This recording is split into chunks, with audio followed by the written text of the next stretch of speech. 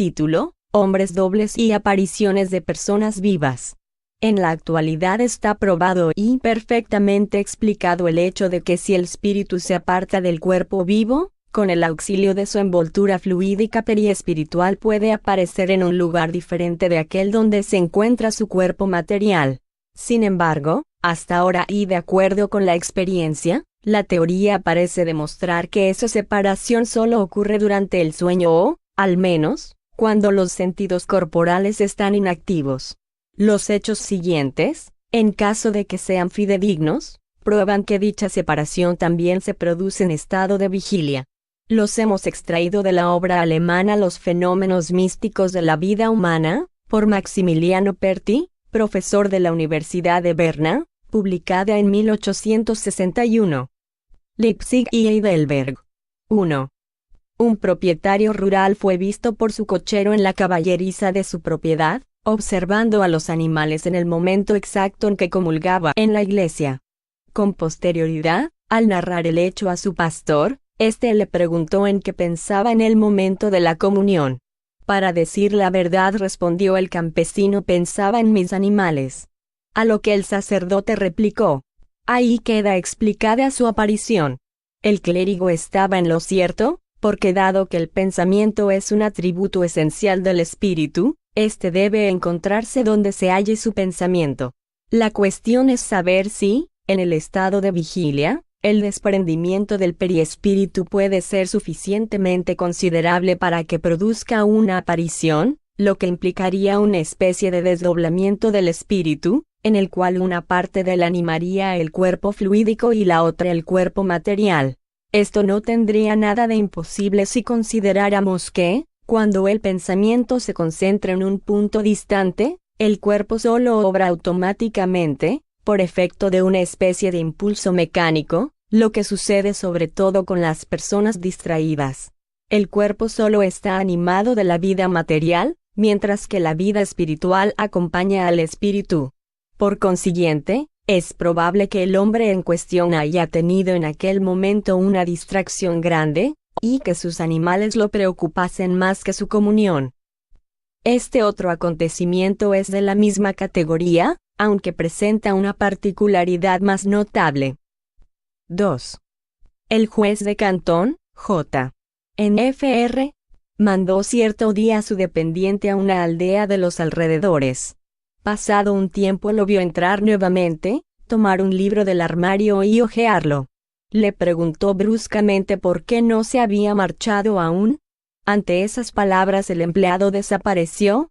El libro cayó al piso y el juez lo colocó sobre una mesa, abierto tal como había caído. Por la noche, cuando el dependiente regresó, el juez le preguntó si le había pasado algo por el camino, y si había regresado a la sala donde ambos se encontraban en aquel momento. No respondió el empleado. Hecho el viaje en compañía de un amigo, al atravesar el bosque comenzamos a discutir acerca de una planta que habíamos encontrado, y yo le dije que si estuviera en casa, me sería fácil mostrarle una página de Linneo que me daría la razón. Ese era justamente el libro que había quedado abierto en la página indicada. Por más extraordinario que sea el hecho, no podríamos calificarlo como materialmente imposible, dado que todavía estamos lejos de conocer todos los fenómenos de la vida espiritual. Sin embargo, este hecho necesita una confirmación. En un caso semejante, habría que comprobar de manera positiva el estado del cuerpo en el momento de la aparición. Hasta que se pruebe lo contrario, dudamos de que el hecho sea posible mientras el cuerpo se halla en una actividad inteligente. Los sucesos siguientes son más extraordinarios que los primeros, y con toda franqueza confesamos que nos inspiran dudas mayores aún. Se comprende fácilmente que la aparición del espíritu de una persona viva sea vista por una tercera persona, pero no que un individuo pueda ver su propia aparición, sobre todo en las circunstancias que se relatan a continuación. 3. El secretario de gobierno de Triptis, en Weimar, fue a la Cancillería para buscar un conjunto de documentos que le hacían mucha falta, y se encontró con que él mismo estaba sentado en su silla habitual, y tenía delante los documentos que buscaba. Asustado, Volvió a su casa y envió a su empleada doméstica con la orden de tomar los documentos del lugar de costumbre. Esta fue al lugar indicado y también vio a su patrón sentado en su silla. 4. Becker, profesor de matemática en Rostock, estaba en su casa sentado a la mesa con algunos amigos, entre los cuales se promovió una controversia teológica. Becker fue a su biblioteca en busca de una obra que decidiría la cuestión, y entonces se vio sentado en el lugar de costumbre. Al mirar por encima de los hombros de su otro yo, notó que éste le mostraba el siguiente pasaje de la Biblia, en un volumen abierto: «Ordena tu casa, porque vas a morir». Volvió junto a sus amigos, que en vano se esforzaron por demostrarle que era una locura dar la menor importancia a aquella visión. Becker murió al día siguiente. 5. Opag, autor de la obra Materiales para el estudio de la psicología, manifiesta que el abate Steinmetz, en una ocasión en que había recibido visitas en su casa, mientras estaba en su cuarto se vio al mismo tiempo en el jardín, en su lugar preferido. Señalándose a sí mismo y después a su semejante, dijo: «Aquí está Steinmetz el mortal, allá está el inmortal». 6. F.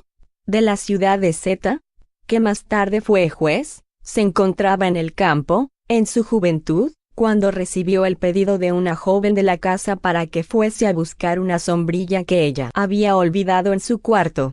Él fue, y vio a la muchacha sentada ante su mesa de trabajo, pero más pálida que cuando la había dejado. La joven miraba hacia adelante. A pesar del miedo que le dio, F. tomó la sombrilla, que estaba al lado de ella, y se la llevó.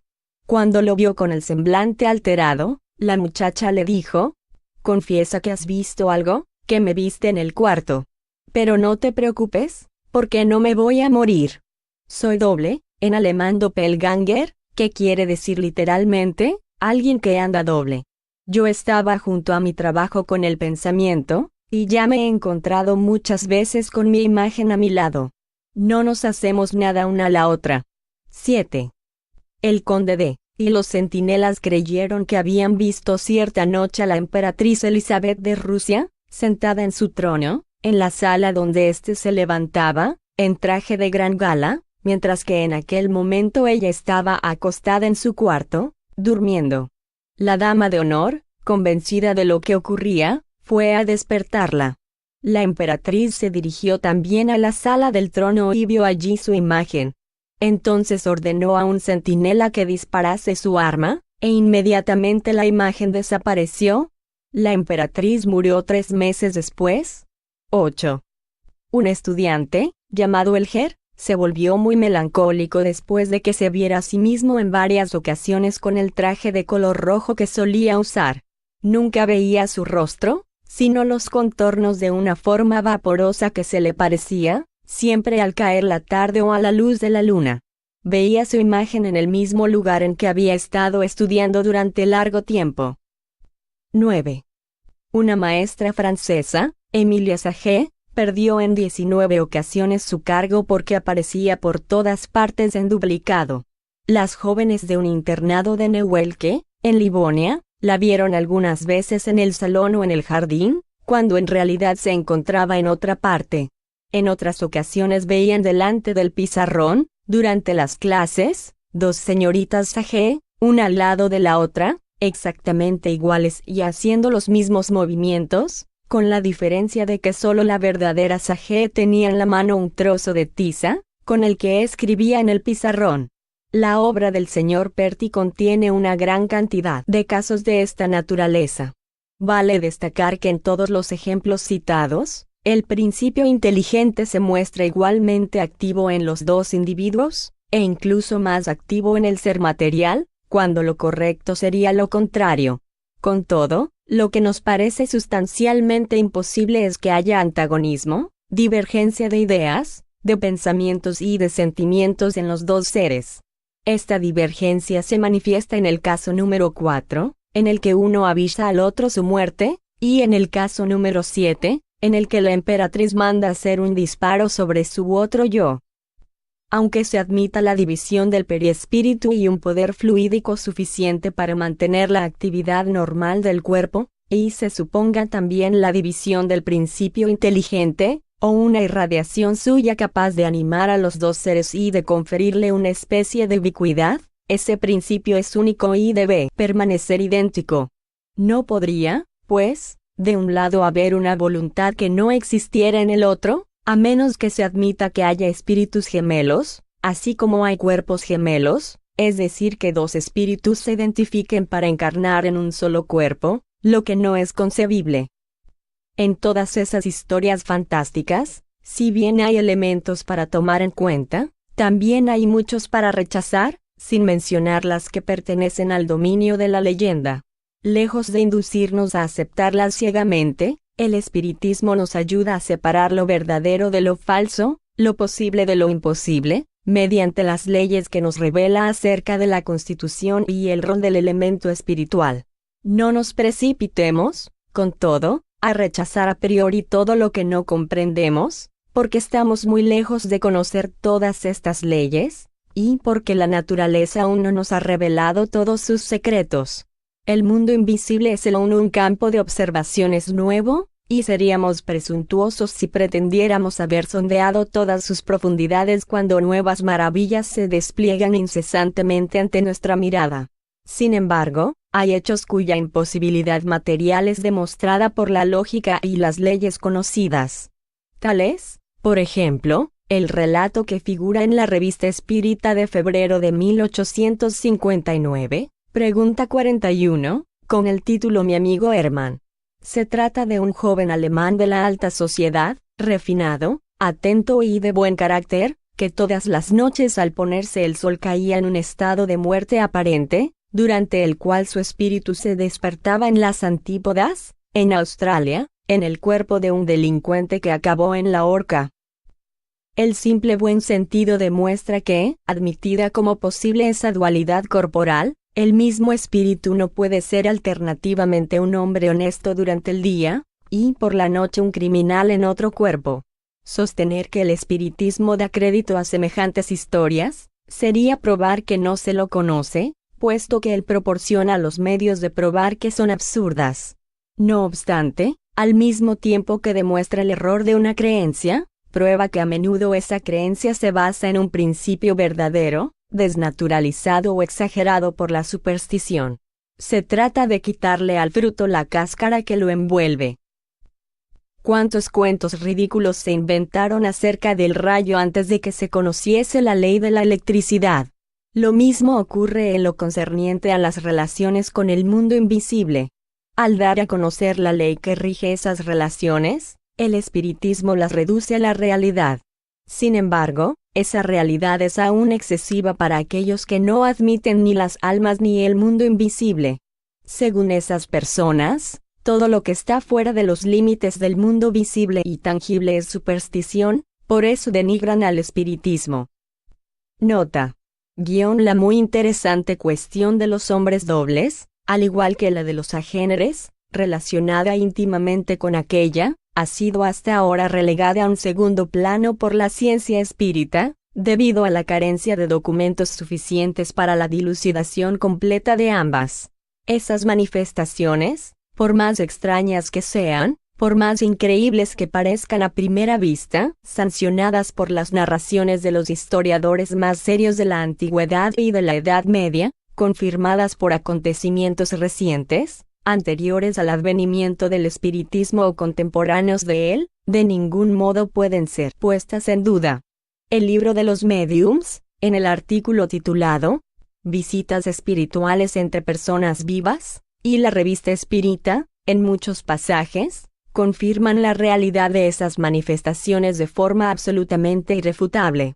De una confrontación y de un examen profundo de todos esos hechos, tal vez resultase una solución al menos parcial de la cuestión, y se eliminarían algunas de las dificultades que parecen envolverla. Agradeceríamos mucho a nuestros corresponsales que se dignasen hacer un estudio especial de esa cuestión, ya sea personalmente o por intermedio de los espíritus, y que nos comunicaran el resultado de sus investigaciones, en interés, por supuesto, de la difusión de la verdad.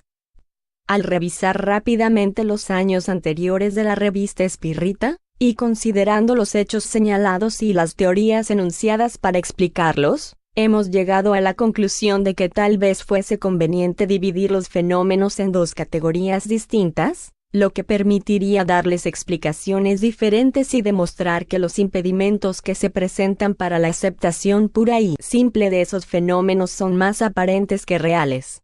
Véanse al respecto los artículos de la Revista Espírita de enero de 1859, El Duende de Bayón, febrero de 1859, Los Agéneres, y Mi amigo Herman, mayo de 1859, El vínculo entre el espíritu y el cuerpo, noviembre de 1859, El alma errante, enero de 1860, El espíritu de un lado y el cuerpo del otro, marzo de 1860, Estudios sobre el espíritu de las personas vivas, el Dr. 5, y la señorita S.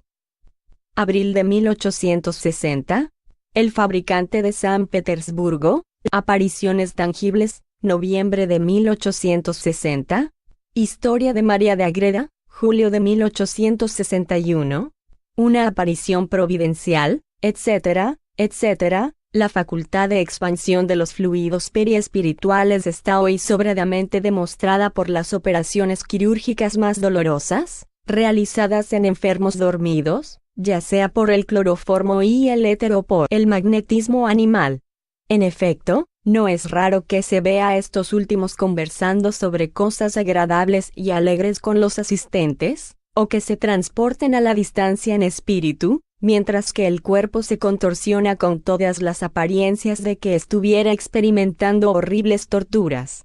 La máquina humana, inmovilizada en su totalidad o en parte, es escindida por el escalpelo agresivo del cirujano, los músculos se agitan, los nervios se crispan y transmiten la sensación al aparato cerebroespinal, pero el alma, que en el estado normal siente el dolor y lo manifiesta exteriormente, cuando se encuentra apartada en forma momentánea del cuerpo que está siendo operado, y es dominada por otras ideas, por otras acciones, solo recibe veladamente el aviso de lo que acontece en su envoltura mortal, y permanece completamente insensible. No hemos visto muchas veces a soldados gravemente heridos entregados al ardor del combate, que aunque perdieran sangre y fuerzas luchaban durante mucho tiempo aún sin que se dieran cuenta de sus heridas. Un hombre, intensamente preocupado, recibe un golpe violento sin sentir nada, y solo cuando cesa la abstracción de su inteligencia se da cuenta de que fue herido, por la sensación dolorosa que experimenta. ¿A quién no le ha sucedido, durante una intensa lucha del espíritu, pasar en medio de una multitud tumultuosa que emite aullidos, sin ver ni oír nada, pese a que el nervio óptico y el aparato auditivo hayan percibido y transmitido fielmente las sensaciones al alma? Según los ejemplos precedentes y debido a una infinidad de hechos que sería largo reproducir aquí, pero que todos pueden conocer y apreciar, está fuera de toda duda que el cuerpo puede desempeñar sus funciones orgánicas mientras que el espíritu es llevado lejos por preocupaciones de otra índole. El periespíritu, indefinidamente expansible, al conservar la elasticidad y la actividad necesarias para la existencia del cuerpo, acompaña constantemente al espíritu durante su prolongado viaje por el mundo ideal. Por otra parte, si consideramos la propiedad muy conocida que éste posee de condensarse, propiedad que le permite hacerse visible con apariencias corporales a los médiums videntes, y más raramente a cualquier persona que se encuentre en el lugar hacia donde el espíritu se haya trasladado, ya no podremos poner en duda la posibilidad de los fenómenos de la ubicuidad. Hemos demostrado, pues, que una persona viva puede aparecer en forma simultánea en dos lugares alejados uno del otro, en uno con su cuerpo real, y en el otro con su periespíritu condensado momentáneamente con la apariencia de sus formas materiales. Sin embargo, de acuerdo en esto, como siempre, con Allan Kardec, solo podemos admitir la ubicuidad cuando reconocemos una absoluta similitud en el comportamiento del ser aparente. Tales son, por ejemplo, los hechos citados anteriormente en los números 1 y 2. En cuanto a los otros hechos, que nos resultan inexplicables, al aplicarles la teoría de la ubicuidad nos parecen, sino indiscutibles, por lo menos admisibles, a partir de que los consideremos desde otro punto de vista. Ninguno de nuestros lectores ignora la facultad que poseen los espíritus desencarnados de mostrarse con la apariencia material, en determinadas circunstancias y en particular a los médiums videntes. No obstante, en cierto número de casos, tales como los de las apariciones visibles y tangibles para una multitud o para una cierta cantidad de personas, es evidente que la percepción de la aparición no se debe a la facultad mediúmnica de los presentes, sino a la realidad de la apariencia corporal del espíritu, y en esa circunstancia, tanto como en los casos de ubicuidad, esa apariencia corporal se debe a la condensación del aparato periespiritual. Ahora bien, si a fin de hacerse reconocibles, la mayoría de las veces los espíritus se aparecen tales como eran cuando vivían, con las vestimentas habituales, no les será imposible que se presenten vestidos de modo diferente, o incluso bajo otros semblantes, como el duende de Bayón, por ejemplo, que aparecía algunas veces con su aspecto personal, otras con el de un hermano suyo que también había muerto, o bien con el aspecto de personas vivas y además presentes. El espíritu tenía el cuidado de dar a conocer su identidad, a pesar de las diversas formas con las cuales se presentaba. Con todo, él no hubiese hecho nada si los testigos de la manifestación no estuvieran convencidos de que asistían a un fenómeno de ubicuidad. Si consideramos ese hecho como un precedente, hecho que está lejos de ser aislado, y procurásemos explicar de la misma manera los de los números 3, 4, 5, 6, 8 y 9, tal vez podríamos admitir su condición de reales, mientras que si admitimos la ubicuidad, resulta que la incompatibilidad de las ideas, el antagonismo de los sentimientos y la actividad del organismo de las dos partes no nos permiten considerarlos como posibles. Si en el hecho número 4, en vez de que imagináramos al profesor Becker en presencia de sus osías, admitiéramos que él tenía delante un espíritu que se le aparecía con su propio aspecto, deja de haber antagonismo y el fenómeno entra en el dominio de lo posible. Lo mismo sucede con el caso número 7. No se comprende que Elizabeth de Rusia haya ordenado que se disparase un proyectil sobre su propia imagen, pero se admite perfectamente que lo haya hecho contra un espíritu que tomara su apariencia para engañarla. Algunos espíritus toman a veces nombres que no les pertenecen, y adoptan el estilo y las formas de otro para ganar la confianza de los médiums y así penetrar en los grupos. ¿Qué habría de imposible en que un espíritu orgulloso se deleitara en tomar la apariencia de la emperatriz Elizabeth, y se sentara en su trono para dar una vana satisfacción a sus sueños ambiciosos? Lo mismo se puede decir en relación con los demás casos. Solo damos esta explicación por lo que pudiera valer. Para nosotros es apenas una suposición bastante plausible, no es la solución real del problema. Con todo, tal como la presentamos, nos ha parecido adecuada para el esclarecimiento de la cuestión y para atraer hacia ella las luces de las discusiones y la refutación. Desde este punto de vista la sometemos a nuestros lectores. Puedan las reflexiones que provoque y las meditaciones a las que dé lugar, contribuir a la dilucidación de un problema que solo hemos encarado muy someramente, dejando que otros más dignos de hacerlo disipen las sombras que aún lo envuelven. Nota de la redacción: